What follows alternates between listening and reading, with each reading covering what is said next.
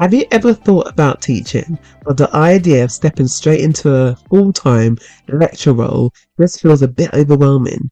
Maybe that's where you are right now, wondering if there's a way to dip your toe in without committing to all of that at once.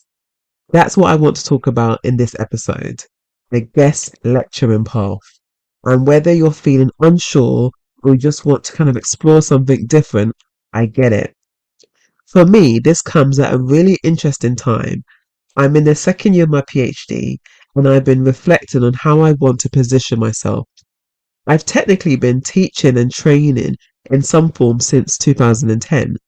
Back then, I was an international spa wellness trainer. Then I moved into social media marketing and education for small businesses before coming back into the spa wellness world to teach spa management. And now I focus on teaching others how to teach and gain their qualifications. So I've been doing this for a while. And one thing I realize is that I don't necessarily need more experience. What I need is to be intentional about where I place myself next. That's why guest lecturing appeals to me. So in this episode, I'm not just going to talk about the benefits of guest lecturing, I'm going to share how I'm planning to position myself too. So if you're curious about education but want to test the waters, or if you've been teaching for years but want a new way of sharing your expertise without being tied to an organization, this one is for you. So let me tell you where this idea of guest lecturing came from. I was having a conversation with my supervisors, as you do when you're doing your PhD, and I brought up the question of how I should be positioning myself. Now, anyone who's done a PhD knows there are a few routes you can take. Some people go straight into research, others move into academia, and honestly, I've always been open to both paths. I've never wanted to pigeonhole myself. I like to stay curious and see what opportunities come my way. So here's the thing. People always assume I'll go down the academia route. I've never said that myself. I've just been quiet, watching, weighing things up. At one point, there was even a fellowship opportunity at my university. I started looking at the criteria, and honestly, some of it just felt long, tedious, and not aligned with how I want to spend my time. For a moment, I thought, well, maybe if this is the only way to position myself as a lecturer, so be it. So I spoke to my supervisors and I said something out loud that really surprised even me. I don't actually need more experience. Sure, I don't have the exact experience of a university lecturer, but I do have my level 3, my level 4, and my level 5 teaching qualifications. I've been teaching and training for over 15 years. I've worked internationally, taught spa management, I've run courses, and I now train others to become educators. The question wasn't whether I was ready, the question was where I wanted to place myself. That's when one of my supervisors suggested something I never ever considered properly before: guest lecturing. I've heard the phrase, seen people popping into sessions as guests, but I never really knew what it meant in practice. And when I started paying attention, I realized guest lecturers were bringing their specialist topics, their research, their passions, sometimes just for an hour, sometimes for a whole day, and being invited into universities, colleges to share what they knew. And I thought, this is it. This is exactly what I want. Not being tied down to one organization, not being pulled into politics that come with that, and definitely not teaching subjects I'm not passionate about just to fill a timetable. Guest lecturing lets me share the niche areas I care about, things like AI in education, the student voice, or improving learning outcomes for dyslexic learners. Topics that aren't always on the curriculum are so needed. That was my light bulb moment. I realized guest lecturing isn't just a second best option. For me, it's the perfect way to share what I know, stay flexible, and keep my work aligned with what matters most to me. And I'm sharing all of that because maybe you're in a similar place yourself.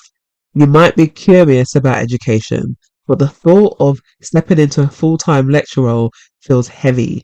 Or maybe you've been teaching for years and you're simply ready for something that gives you more freedom. Guest lecturing could be that in between step for you. It allows you to test the waters, to share your expertise without giving up your current work or locking yourself into a timetable you don't want. You can choose the topics that really light you up rather than being handed curriculum that doesn't reflect your passions. And let's be honest, most of us already have material we could teach. It might be a piece of research that you've done, years of industry experience, or even a skill you're known for in your workplace. Colleges and universities value that real world knowledge, and learners are often more inspired by someone speaking from experience than from a textbook. So, as I position myself for guest lecturing, I want to invite you to think, what's your specialist area? What could you talk about for 30 minutes or an hour, or even a whole workshop without needing to look at your notes too much? That's often the clue to where your guest lecturing path could begin. Now, let's talk about some practical steps you can take for guest lecturing if it's something that you like to explore. These aren't rigid rules, more like gentle starting points to help you think about how you could position yourself. So, step one, identify your specialist area. So, think about the topics you already know inside out. For me, it's my PhD research, my work in spa management, and the way I support dyslexic learners. For you, it might be advanced treatment techniques, leadership and wellness, or even business skills you picked up along the way. Your specialist area is what makes you stand out. Step two, gathering your credentials. So most colleges and academies will look for teaching qualifications. So whether that's the level 3 award in education and training, which is a great starting point. If you're already teaching, the level 4 certificate takes you further. And if you're assessing skills in your strength, the assessor qualification adds even more credibility. Alongside this, your industry experience matters as much as possible. There's also your qualification in the area that you want to talk about, possibly. It's not a required thing, but it's something that improves and positions you in the best light. Step three, create a short outline. Have a one-page document with topics you could deliver. It doesn't need to be complicated, just a few bullet points of what you would cover. For example, a 60-minute session on advanced massage techniques or a workshop on how to build client trust. This makes it easier for college to see how you could fit into their program. Step four, start with small opportunities. Don't wait for big university contracts. Reach out to local colleges, training providers, or academies. Offer to deliver a guest talk, run a demonstration, or even share your career story on their enrichment days. Sometimes those smaller sessions are the best way to build confidence and visibility. Step 5. Stay connected. Once you've delivered a session, ask for feedback and keep in touch with the teaching team. A single good impression can lead to more invitations and from there, paid opportunities. It's all about building relationships and being remembered as someone reliable and engaging. So those are the 5 practical steps to start thinking about guest lecturing. Nothing overwhelming, just small moves that can open big doors. So that's where I am right now.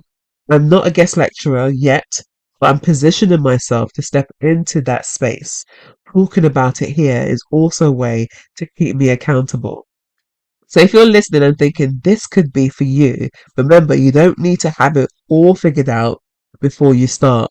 Guest lecturing is a way to share what you already know, to build confidence and to test whether teaching is the right direction for you. Maybe your specialist topic is sitting in your back pocket, waiting to be shared, or maybe it's something you've done for years that you have never thought about presenting in the classroom. Either way, the opportunity is there. I'll leave you with this thought. You don't have to commit to a full-time role to explore your potential as an educator. You can start small, shape your path, create opportunities that work for you. Remember, you're no rookie in this game. It's time to take action.